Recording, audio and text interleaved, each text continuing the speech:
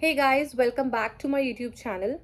As from the previous video, you must have come to know that I am pregnant the second time, and I have discussed everything. I have given you all the information that I could, and I had jotted it down in my diary, and I told you everything about my 2 week wait symptoms, my HCG levels. I even shared pictures of my line progression with you.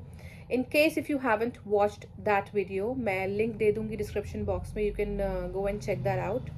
So this video is going to be about my first trimester symptoms.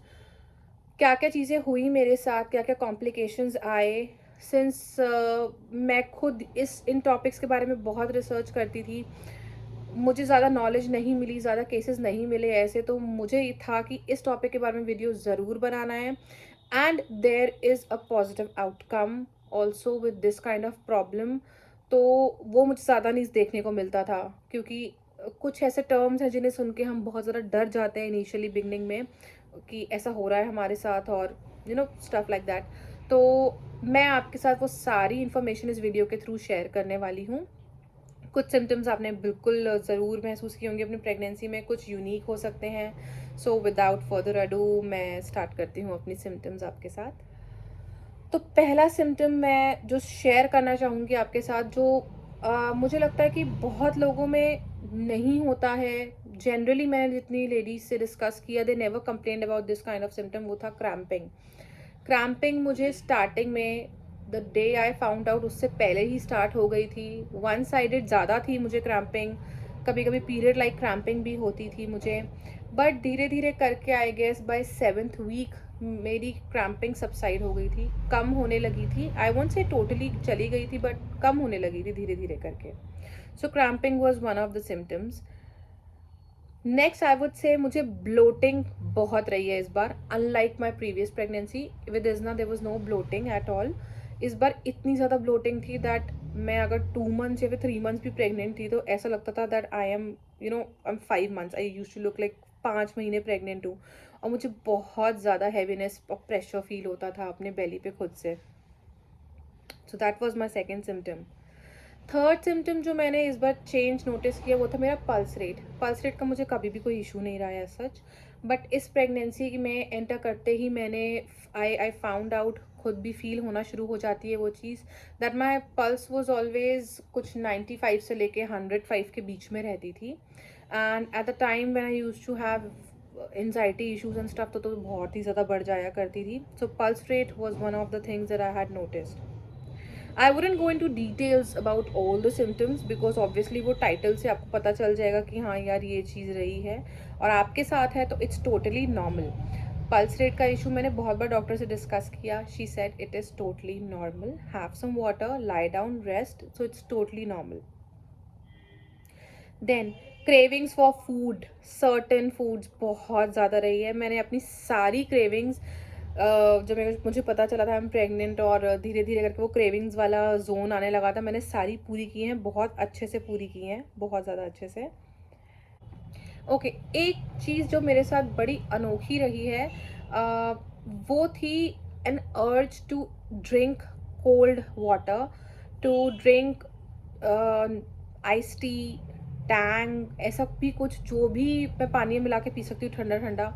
And I use to crave for cold water all the time, जो कि I am not very वैसा person कि नहीं मुझे ठंडा पानी ही हर समय चाहिए. बट इस बार ठंडा पानी मैं पूरे दिन पीती रही हूँ. मुझे इतनी ज़्यादा यू कैन से हाफन चढ़ती थी, घबराहट होती थी, आई डोंट नो, इतना ज़्यादा हॉट फ्लैशेस आते थे. But cold water was something जो मैं पूरा दिन पीती थी.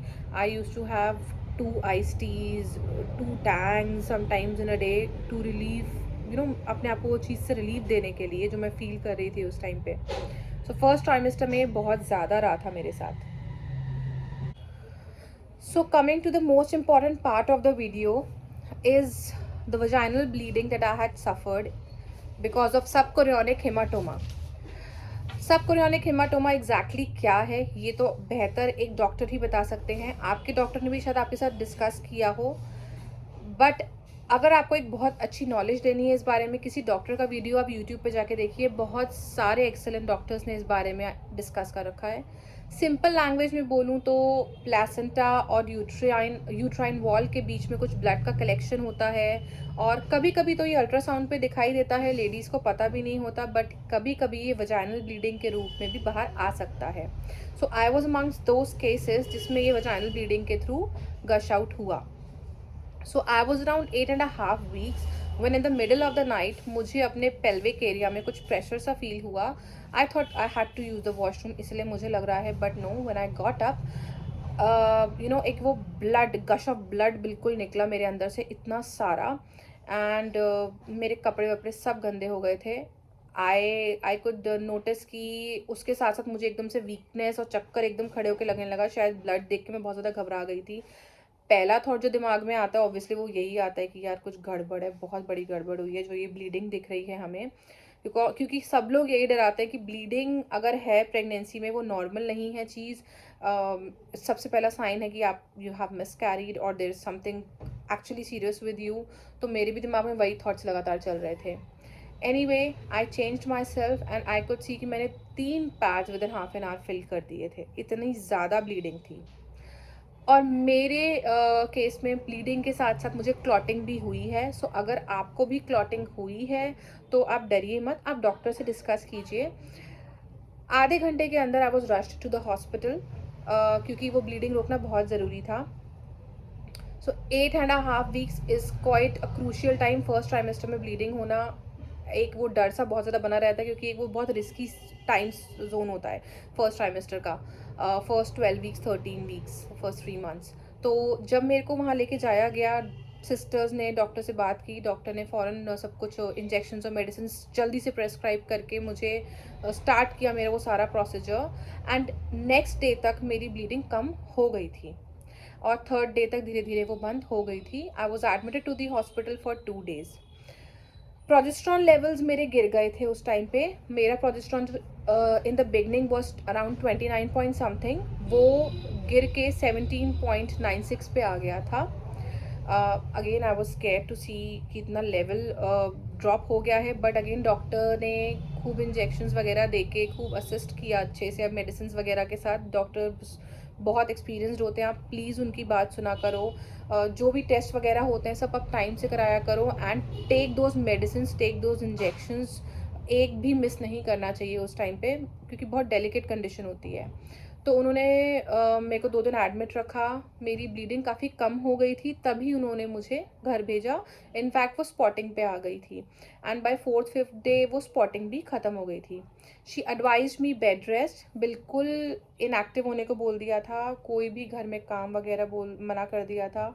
अपना जो वॉशरूम यूज़ करने का काम है, नहाने का काम है, बस दैट वॉज अलाउड। तो शी सेड कि आप बिल्कुल बेड रेस्ट पे रहोगे, स्ट्रिक्ट बेड रेस्ट पे। और उन्होंने मुझे फिर उसके बाद आई गेस 8.5 weeks पे हुआ था ये, उन्होंने मुझे उसके बाद एंटी स्कैन के टाइम पे बुलाया था कि जब एंटी स्कैन करवाओगे आप तब आना। अराउंड 11 weeks कुछ ऐसा ही टाइम था, 11 और मे बी बिफोर दैट।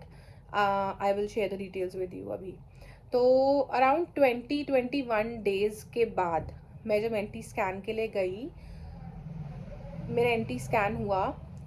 उस टाइम पे मेरा जो स्कैन हो रहा था, आई डोंट नो कि एंटी स्कैन में एक्चुअली इतना पेन होता है कि नहीं होता, बट एंटी स्कैन करते करते ही मुझे पेन होना शुरू हो गया था, एंड मुझे ना अनकंफर्टेबल लग रहा था बहुत ज़्यादा। नेक्स्ट डे एंटी स्कैन कराने के मुझे फिर ब्लीडिंग हो गई। मैं फिर हॉस्पिटल, वैसे तो जाना ही था एंटी स्कैन दिखाने के लिए डॉक्टर को, तो साथ में ब्लीडिंग का भी मैं दोबारा ले गई। उन्होंने वही बोला कि आप फिर से वही मेडिसिन और इंजेक्शंस अच्छे से रिपीट किए, बेड रेस्ट और स्ट्रिक्टली बोला उन्होंने करने के लिए फॉर अनदर मंथ। और वो वाली ब्लीडिंग भी मेरी नेक्स्ट डे तक धीरे धीरे फिर ठीक हो गई थी, स्पॉटिंग में ही कन्वर्ट हो गई थी। सो ऐसे करके 2 बार ब्लीडिंग हुई है। सो सेकेंड टाइम जब मुझे ब्लीडिंग हुई, मुझे लगा it could be because of the scan. The previous day मेरा जो स्कैन हुआ था एंटी स्कैन, उसकी वजह से ब्लीडिंग हो सकती है, कुछ प्रेशर पड़ा हो, कुछ पड़ा हो। क्योंकि उस दिन स्कैन में, as I have the reports with me यहाँ पे, उस दिन स्कैन में मेरे लिए बहुत क्लियरली लिखा हुआ है कि मेरा जो हिमोटोमा था वो रिजॉल्व, उनसे मैंने पूछा क्या वो रिजॉल्व हो चुका है। उन्होंने कहा कि काफ़ी हद तक सबसाइड कर गया है, ख़त्म हो रहा है धीरे धीरे। ओल्ड सबक्रियोनिक हिमाटोमा दिखा रहा था। तो I was relieved that day. अरे वाह, NT स्कैन के बाद कि चलो रिपोर्ट भी अच्छी आई है NT-NB स्कैन में, और मेरा हेमोटोमा भी ओल्ड दिखा रहा है। बट नेक्स्ट डे ब्लीडिंग हो गई मुझे। तो अगर कभी स्कैन के बाद आपको ब्लीडिंग हो रही है, अगेन डॉक्टर को दिखाना बहुत ज़रूरी है, पर घबराइए मत। ऐसा होता रहता है प्रेगनेंसी में, ब्लीडिंग एक कॉमन सिम्टम है, तो उसमें घबराने की कोई बात नहीं है। आप डॉक्टर से अच्छे से गाइडेंस लीजिए, उनसे अच्छे से सारे क्वेश्चंस अपने पुटअप करिए, बेड रेस्ट करिए, विच इज़ वेरी इंपॉर्टेंट। आप एक्टिव नहीं रह सकते उस टाइम पर, आप रिस्क नहीं ले सकते उस टाइम पर। डॉक्टर की हर एक गाइडलाइन को फॉलो कीजिए। एक चीज़ जो बहुत डिफरेंट थी पिछले प्रेगनेंसी से अगर मैं कंपेयर करूँ तो वो थी हेयर फॉल। इज़ना के टाइम पे मुझे हेयर फॉल का कोई इशू नहीं हुआ था। इनफैक्ट मेरे हेयर की ग्रोथ और उसके टेक्सचर पे कोई फ़र्क नहीं पड़ता और बेटर ही हो गया था, मुझे लग रहा था ऐसा। बट इस बार मुझे हेयर फॉल अच्छे तरीके से हुआ है फर्स्ट ट्राइमेस्टर में। अगर आपके साथ भी है, don't worry about it. Second trimester आते आते वो प्रॉब्लम अपने आप ही सॉल्व हो जाएगी। मैंने कोई स्पेशल कोई ऑयल नहीं लगाया उस टाइम पे, because I was aware this is because इतने सारे इंजेक्शंस लग रहे हैं, हार्मोनल चेंजेस आ रहे हैं। I was very well aware. मैं नॉर्मल ऑयलिंग करके नॉर्मल ही वॉश करती थी, कुछ स्पेशल नहीं किया मैंने उस टाइम पे। सेकेंड ट्राइमेस्टर आते आते अपने आप ही ये मेरी कंडीशन खुद ब खुद रिजॉल्व हो गई थी।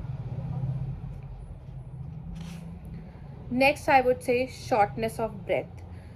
सांस तो खैर अभी भी फूलती है अभी तो I am quite far along in my pregnancy, तो इट लाइक ये तो होना जायज़ है, वैलिड है। उस टाइम पे भी शॉर्टनेस ऑफ ब्रेथ बहुत ज़्यादा था, हाफ एन आज आई टोल्ड यू, बहुत ज़्यादा लगती थी मुझे। तो shortness of breath was one of the symptoms. एक चीज़ जो मैंने अपने 2 वीक वेट सिम्टम्स में भी आपके साथ डिस्कस की है, that is about frequent urination. Again and again bathroom के मैं चक्कर लगाती रहती थी। I guess it could be because of pregnancy, hormones, और it could be related to the amount of water that I was drinking throughout the day and throughout the night. Specially रात में मेरे को ज़्यादा urination का दिक्कत होता था, so frequent urination was one of that. So I hope ये वीडियो से आपको काफ़ी कुछ जानने को मिला हो, कुछ चीज़ें, कुछ सिम्टम्स जो आपके भी सेम रहे हैं, आपको इस इन्फॉर्मेशन ने हेल्प किया हो। और अगेन मैं वही बात कहूँगी कि पॉजिटिव रहना बहुत ज़रूरी है। काफ़ी सारे ऐसे सिम्टम्स होते हैं हमारे जो कि हम अपने आसपास के लोगों से पूछते हैं, हमें इन्फॉर्मेशन नहीं मिलती। वी गो टू यूट्यूब, और मैं भी बहुत सर्च करती थी यूट्यूब पे कि यार मुझे कुछ तो पॉजिटिव एक्सपीरियंसेस मिले। काफ़ी लेडीज़ के पॉजिटिव एक्सपीरियंसेस मिले मुझे, और उन्होंने मुझे बहुत हेल्प किया काम डाउन करने में। मेरी एंजाइटी जो इतनी ज़्यादा बढ़ गई थी बिकॉज ऑफ दीज सिचुएशंस। तो अगर ये वीडियो आपको अच्छा लगा है, पसंद आया है, you have gain some knowledge, तो आप प्लीज़ मेरे वीडियो को लाइक करें, चैनल को सब्सक्राइब करें। Thank you.